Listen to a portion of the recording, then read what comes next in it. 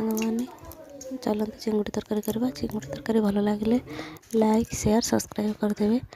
ଦେଖନ୍ତୁ କଢ଼େଇରେ ତେଲ ଦେଇଦେଇଛି। ତେଲ ଦେଲା ପରେ ଚିଙ୍ଗୁଡ଼ି ଲୁଣ ହଳଦୀ ପକାଇ ତାକୁ ଭଲରେ ଭାଜି ନେବା। ଚିଙ୍ଗୁଡ଼ି ଭାଜି ହେଇଗଲା ଦେଖନ୍ତୁ। ତାପରେ ଆଳୁକୁ ଭାଜି ନେବା ଭଲ ଭାବରେ। ଆଳୁ ଭାଜି ହେଇଗଲା। ଆଳୁ ଭାଜି ହେଇଗଲା ପରେ ତା ଦେହରେ ମସଲା ପକାଇଦେବା।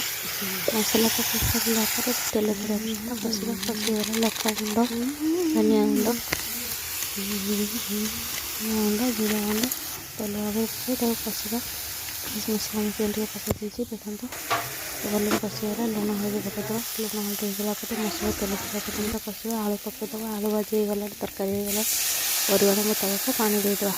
ପାଣି ଦେଇଗଲା ପରେ ପାଣି ଆସ୍ତେ ଆସ୍ତେ ଫୁଟି ଆସିଲାଣି। ମାଛ ପକାଇଦେବା।